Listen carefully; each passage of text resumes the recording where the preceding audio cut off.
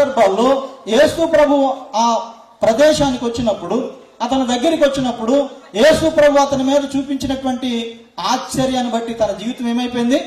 ఆశ్చర్యకరంగా మారిపోయింది. ఆశ్చర్యకరంగా మారిపోయింది. చూడండి, తర్వాత అతను చూసిన వారందరూ ఆశ్చర్యపోతున్నారు. ఏమిటి వీడు, నిన్నటి వరకు సమాధుల్లో నివాసం చేశాడు, ఇప్పుడు ఎలా స్వస్థత పొంది మంచి బట్టలు కట్టుకుని ఎలా దేవుని వాక్యం వినడానికి వచ్చాడు అని ఆశ్చర్యపోయారు అన్నమాట. అంటే నీ జీవితాన్ని దేవుని చేతిలో ఇవ్వగలిగితే, దేవుని చేతిలో నువ్వు పెట్టగలిగితే నీ జీవితాన్ని ఆశ్చర్యించేస్తాడు. చూడండి, 5 రొట్టెలు 2 చేపల్ని ఏం చేశాడు ఆయన? 5,000 మందికి ఆహారంగా పెట్టగలిగినటువంటి వాడు. కనుక మనిషి పాపాన్ని పోగొట్టుకోవాలని ప్రయత్నం చేస్తున్నాడు. కానీ చూడండి, ఈ లోకంలో మనుషులందరూ కూడా దేవుణ్ణి వెతుకుతున్నారు. కానీ దేవాతి దేవుడైనటువంటి యేసు ప్రభు వారు మనిషిని వెతుక్కుంటూ ఈ భూమి మీదకి వచ్చాడు. ఎందుకో తెలుసా?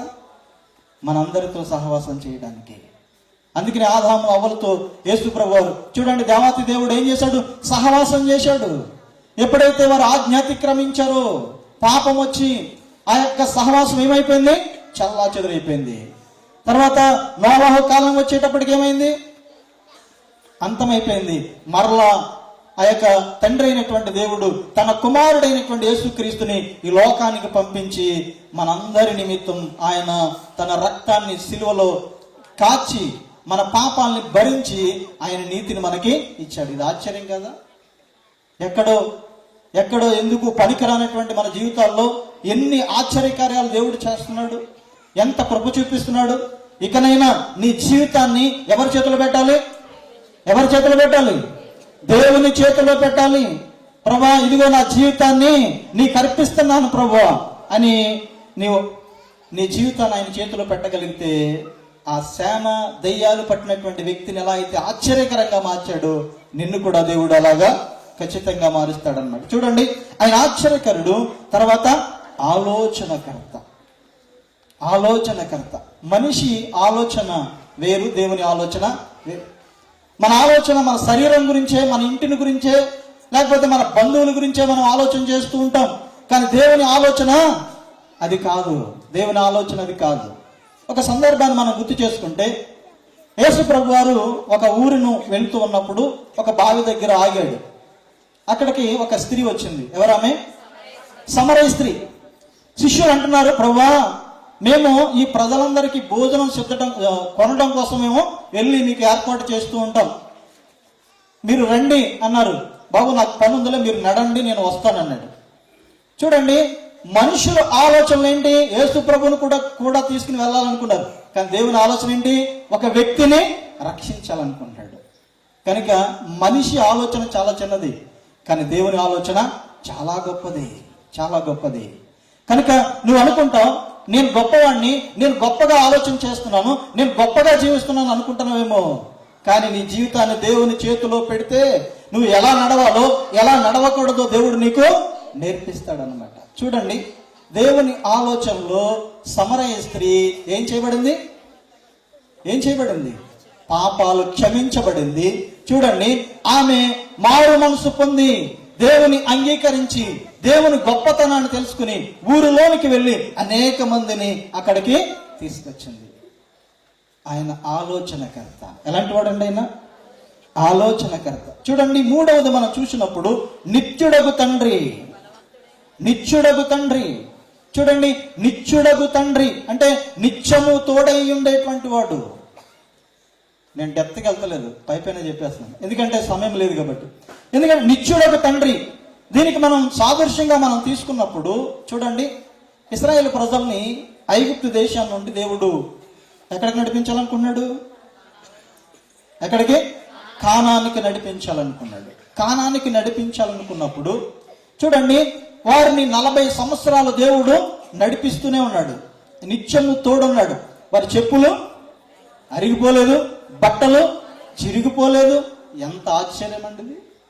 అంటే నిత్యము తోడు ఉంటాడు మనకి. నిత్యము నువ్వు మర్చిపోతావు, నీ తల్లైనా నిన్ను మరచును కానీ నేను నిన్ను మరవను అని చెప్తున్నాడు. నిత్యము తోడుండేటువంటి వాడు. తర్వాత బలవంతుడైన దేవుడు. ఎలాంటి వాడండి ఆయన? బలవంతుడైనటువంటి దేవుడు. దేవుని బలం చాలా గొప్పదండి.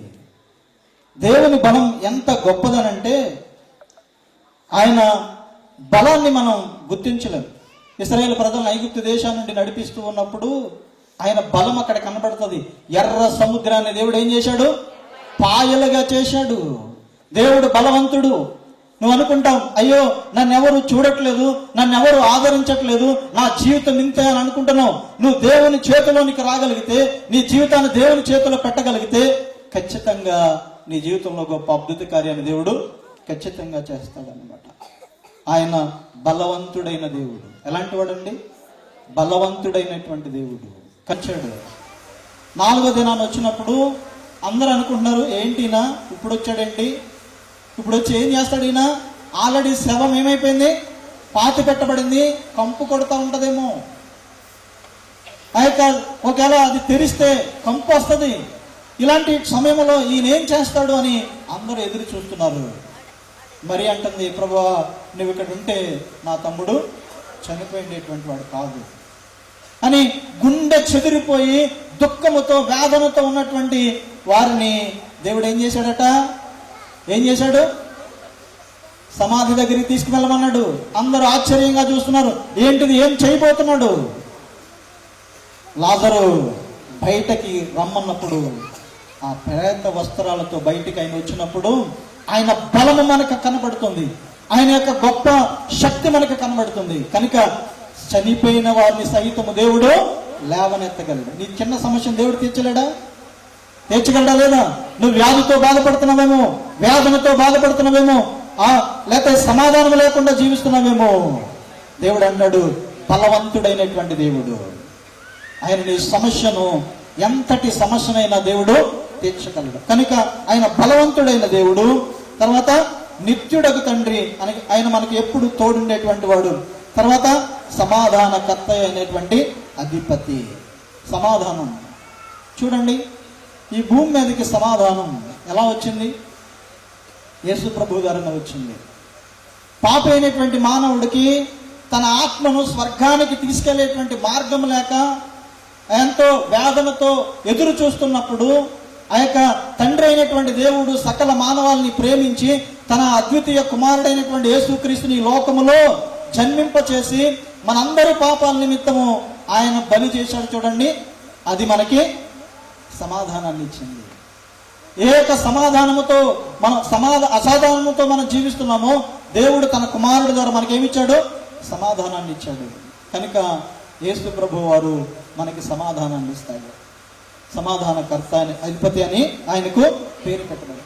ఇంత గొప్ప దేవుడు జన్మించినటువంటి యొక్క దినాన్ని మనం ఏమంటున్నాం? క్రిస్మస్ అంటున్నాం. ఇంత మహనీయుడు పుట్టినటువంటి ఈ సందర్భాన్ని మనం ఏమంటున్నాం? క్రిస్మస్ అంటున్నాం. క్రిస్మస్ అంటే ఏంటి? క్రీస్తుని ఆరాధించటం. క్రీస్తుని ఎలా ఆరాధించాలి మరి?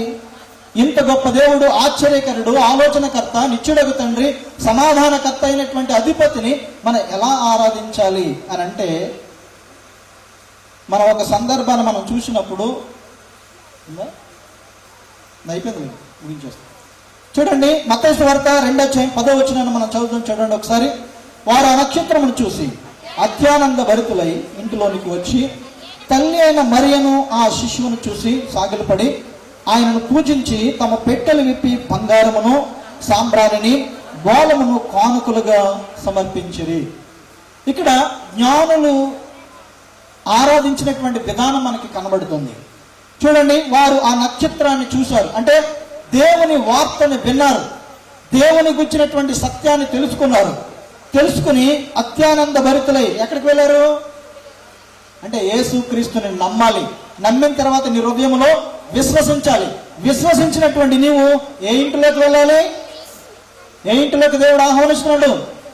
యేసుక్రీస్తు ఇంటిలోనికి రావాలి. అంటే యేసుక్రీస్తుని నీ హృదయంలో స్థానం ఇవ్వాలి, నీ ఇంటిలో స్థానం ఇవ్వాలి. యేసుక్రీస్తుని ప్రభువుగా నువ్వు అంగీకరించాలి అని ఇక్కడ మనకు తెలియపరచబడుతుంది. చూడండి, ఇంటిలోనికి వచ్చి మరి ఏం చేశారు? ఆ శిశువును చూసిన తర్వాత ఏం చేశారు? కుర్చీల మీద కూర్చుని కాళ్ళ మీద కాలు వేసుకుని పుట్టాళ్లే అని చూస్తున్నారా? ఏం చేశారండి వాళ్ళు? సాగిలపడ్డారు. ఏం చేశారు? గొప్ప జ్ఞానులు వీళ్ళు.